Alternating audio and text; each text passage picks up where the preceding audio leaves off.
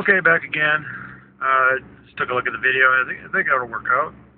I'm a little farther in my commute now, and so I thought I'd show some pictures of Uhuru Highway and some of the traffic going into the city. You can't really see that, sorry. This is another part of my commute. So this is after I've gone through the central business district and I'm now heading north. You can kind of see it's more of a freeway format, on ramps, off ramps. And this was really the most confusing part for me to learn, because there are no signs anywhere on these off ramps telling you where they're going. There you go. That's what I need right there. Sorry. And for the first couple months, I had a vehicle and a driver from CDC, so they were driving me everywhere I needed to go, which was very useful. But these guys knew the city so well that they were taking all kinds of back roads to get around traffic and taking a different route just about every time I got in the vehicle. So I had a tough time learning my way back and forth, just to the embassy, for instance. And it was not until I got this car and started driving myself that I really learned how to get around. And I still have a lot to learn about this city. There are parts of the city I haven't been in yet. Of course, there's parts of the city you shouldn't go in. I have no interest in doing that. Excuse me. Thank you. But there's a lot of parts of the city I haven't been to yet. But I'm getting more comfortable. Generally, once a week, I'll get lost somewhere and find my way out and realize a new route, which is helpful.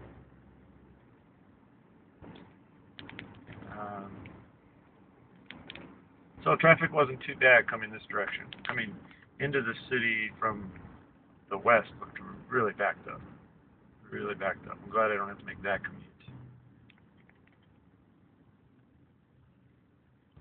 So, you can see an overpass. The city wants to put more overpasses over these traffic circles, which would be a great idea, but the construction of them would be just a nightmare for the traffic. So we'll see. People walking. There's a Matatu in front of me. I'm surprised he's just sitting there. They're usually pretty aggressive about getting through traffic. What's this guy doing?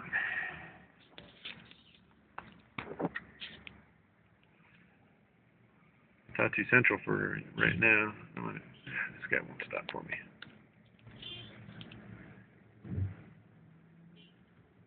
Okay, hold on. Hold on to your seats for a second. Yeah, look at this craziness. Let me out. There we go. See, I'm getting as bad as everybody else. I'm not using my turn signal as much. Hey, look at that. There is a turn signal. It's a rarity.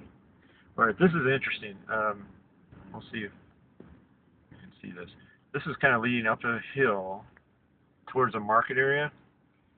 And there's a Hindu temple in town here. This goes uphill, and there's a big market area near the top. And every day you see these guys with their push carts just loaded up with stuff for the market. Could be, fresh crops. Could be refrigerators. You don't know. And they have to push it up this hill. It's about 1/8 of a mile up here. And see these guys struggling. Sometimes they'll get somebody to help them. I don't see any now. I was hoping to see one of our traffic cops, traffic police.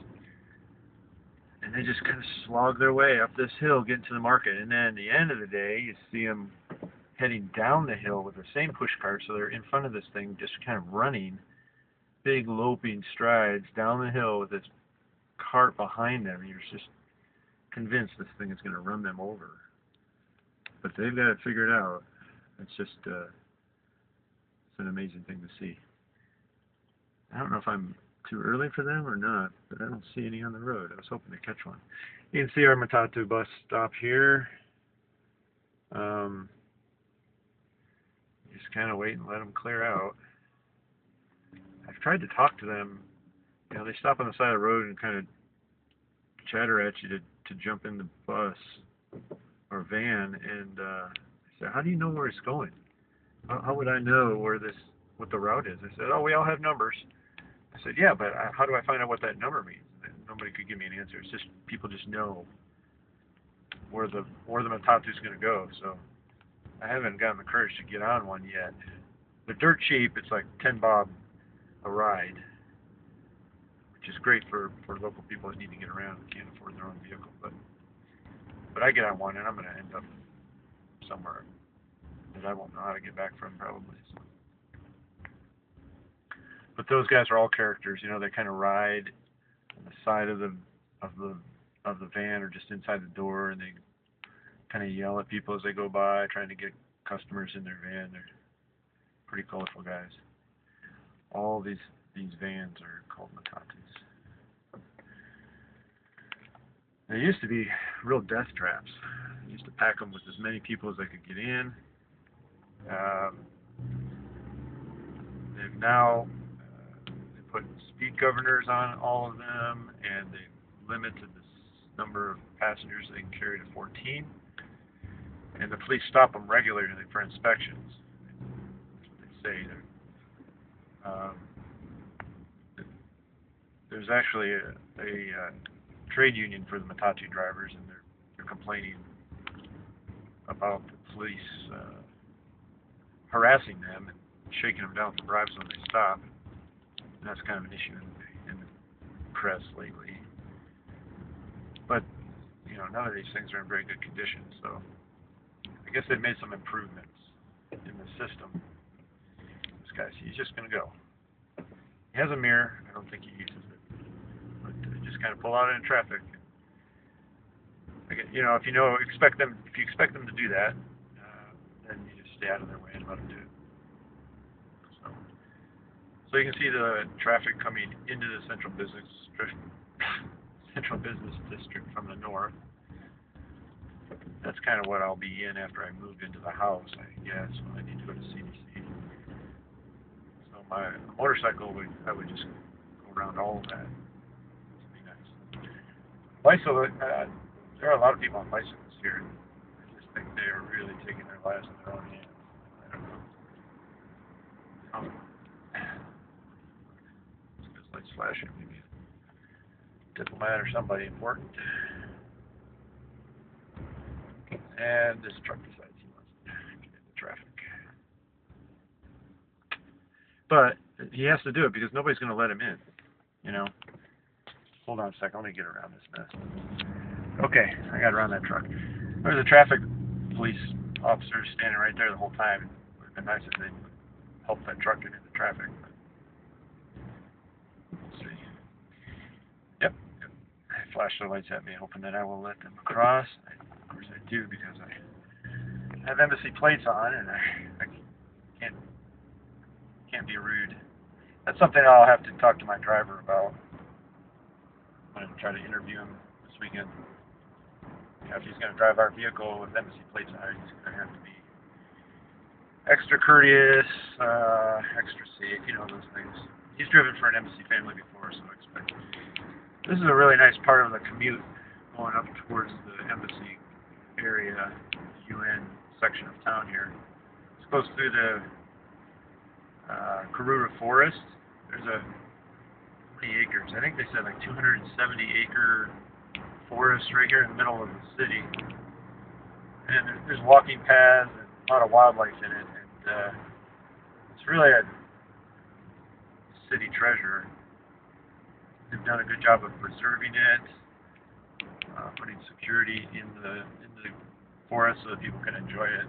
They used to have problems with crime and petty theft. Really, really nice. That makes for a nice commute up this direction. Traffic's a little bit lighter. A lot of the embassies are up on this side of town. The huge United Nations compound is up here. And a lot of our embassy housing, some of the more expensive housing in the city is up in this area. So it's a nice side of town to live on. It's a little quieter. There's several malls and quite a bit of shopping up here, so it's still convenient to live up here. So it'd be a good place to kind of settle into. A lot of green space here, awful lot of trees. The first thing I noticed about being in Nairobi was just the number of trees in the city. It's beautiful. It's overcast right now, so you don't really capture that, but boy, on a nice sunny day, it's just beautiful driving through the city. Different varieties of trees that I've never seen before. There's a lot of flowers, plant life. It's really, really nice. It just, kind of creates an environment that seems cleaner. And I think the city is cleaner than, for instance, Dakar. You don't see as much trash laying around. Although I haven't seen any real municipal trash collection going on. But it must. This is more of the forest here, sides of this street. See. Nice drive. So I'm close to the embassy now. I'll have to stop recording as I get closer to frown on that for security reasons. And this is the second embassy compound we've had in the city. The first one was bombed in 1998. It was downtown. This one is now finished in, I think, 2003, and is quite a fortress, actually. And of course, when you come visit, I'll be able to take you there so you can see it. But I'm not allowed to film it. Canadian Embassy coming up on the left here. So I'll talk more later. Nice chatting with everybody.